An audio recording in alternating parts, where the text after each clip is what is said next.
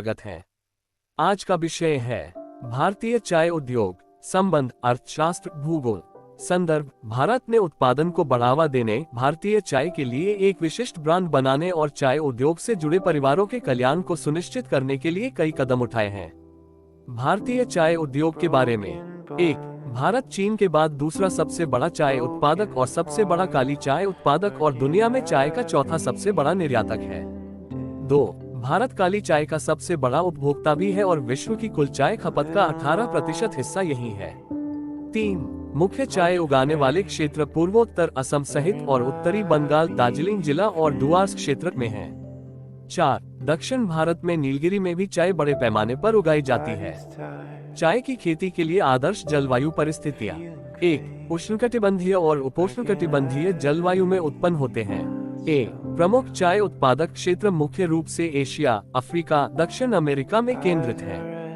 2. चाय के लिए प्रतिदिन कम से कम 5 घंटे की धूप के साथ ठंडे से गर्म तापमान की आवश्यकता होती है। चाय के पौधों के अच्छी तरह से विकसित होने के लिए औसत वार्षिक तापमान 15 से 23 डिग्री सेल्सियस के बीच होता है। वर्षा की आवश्यकता 150 से 200 सेमी के बीच है। भारत में चाय उद्योग का बाजार आकार: 2020 में देश में करीब 10 मिलियन टन चाय की खपत हुई। 2022 से लेकर 2027 की अनुमानित अवधि में देश के बाजार में 4.2% की CAGR से वृद्धि होने का अनुमान है। 2026 में भारत में चाय उद्योग 1.40 मिलियन टन तक पहुंचने की उम्मीद है। भौगोलिक संकेत: GI के लिए टैग: पहला GI टैग उत्पाद दार्जिलिंग चाय था, जिसे इसकी फूलों की सुगंध के कारण चाय की शैंपेन भी कहा जाता है। 2. दार्जिलिंग चाय की अन्य 2 किस्मों हरी और सफेद चाय को भी GI टैग प्राप्त है। 3. भारतीय चाय उद्योग का विकास और प्रचार भारतीय चाय बोर्ड द्वारा किया जा रहा है। भारतीय चाय बोर्ड के बारे में कुछ तथ्य: टी बोर्ड इंडिया की उत्पत्ति 1903 में हुई, जब भारतीय चाय उपकर विधेयक पारित किया गया था। 2. वर्तमान चाय बोर्ड की स्थापना चाय अधिनियम 1953 की धारा 4 के तहत की गई थी। 3. ये वाणिज्य मंत्रालय के तहत केंद्र सरकार के एक वैधानिक निकाय के रूप में कार्य कर रहा है।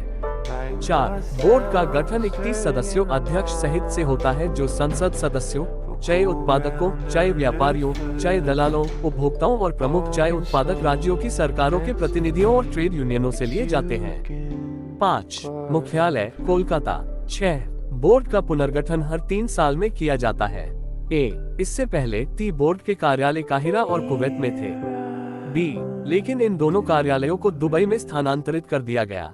भारतीय चाय क्षेत्र से जुड़े मुद्दे: विश्व बाजार में कड़ी प्रतिस्पर्धा और बेहतर मानक। केन्या और अन्य देशों में उत्पाद की कम कीमतों के कारण जैविक चाय की बढ़ती मांग और गुणवत्ता आश्वासन, जिसमें पर्यावरणीय न्याय शामिल है। 2. उत्पादकता और गुणवत्ता में गिरावट: चाय की झाड़ियों को हर 5 साल में दोबारा लगाया जाना चाहिए, लेकिन अधिकांश चाय की झाड़ियां 20 साल से अधिक पुरानी हैं। जलवायु परिवर्तन के कारण असमान वर्षा भारतीय चाय की उत्पादकता और गुणवत्ता को प्रभावित कर रही है, जिससे चाय की नीलामी में कीमतें कम हो रही हैं। 3. श्रमिकों की खराब स्थितियां और कम वेतन: बागान श्रम अधिनियम 1951 के प्रावधानों के बावजूद अधिकांश श्रमिक और उनके परिवार अस्वच्छ परिस्थितियों में रहते हैं और कम वेतन प्राप्त करते हैं। इस मुद्दे को इस तथ्य को देखते हुए संबोधित करने की आवश्यकता है कि उत्तरी बंगाल में भूख से मौतें हो रही हैं। अंतर्राष्ट्रीय मीडिया का ध्यान: 4. छोटे चाय उत्पादक क्षेत्र के सामने आने वाली चुनौतियां इस प्रकार हैं। 5. हरी पत्ती का सही दाम नहीं मिल रहा है। 6. बड़ी संपत्तियों के विपरीत STG बड़े पैमाने पर पूंजी लगाने में सक्षम नहीं है और सामूहिक रूप से उत्पाद का विपणन करना मुश्किल है, क्योंकि यह असंगठित है। 7. श्रमिकों के अधिकारों का मुद्दा: चूंकि STG PLA 1951 द्वारा शासित नहीं है। 8. उनमें से अधिकांश को भूमि स्वामित्व नियमों और संबंधित प्रक्रियात्मक समस्याओं के कारण भारतीय चाय बोर्ड द्वारा मान्यता प्राप्त नहीं है। इसका मतलब है कि STG की स्थिति पर कम डेटा उपलब्ध है, जिससे नीति समन्वय मुश्किल हो रहा है। 9. रूस यूक्रेन युद्ध के मद्देनजर यूरोपीय बाजारों से मांग में गिरावट जैसे कुछ वैश्विक कारकों ने समस्या को और बढ़ा दिया है। सुझावात्मक उपाय: 1 जिला और एक उत्पाद ODOP कार्यक्रम भारतीय चाय की प्रसिद्धि को बढ़ावा देने में सहायता कर सकता है। 2. उद्योग को लाभदायक, व्यवहार्य और टिकाऊ बनाने के लिए चाय की सुगंध में सुधार करने की आवश्यकता है। 3. गुणवत्ता और स्थिरता में सुधार करते हुए घरेलू और अंतर्राष्ट्रीय मांग को पूरा करने के लिए उत्पादन बढ़ाने के लिए छोटे किसानों का समर्थन करें। 4. निर्यात को बढ़ावा देने के लिए बुनियादी ढांचे का निर्माण करें और यूरोपीय संघ, कनाडा, दक्षिण अमेरिका और मध्य पूर्व जैसे उच्च मूल्य वाले बाजारों को फिर से सक्रिय करने पर ध्यान केंद्रित करें। 5. ब्रांड मार्केटिंग और प्रचार का उपयोग करके जीआई चाय और जैविक चाय को बढ़ावा दें। 6.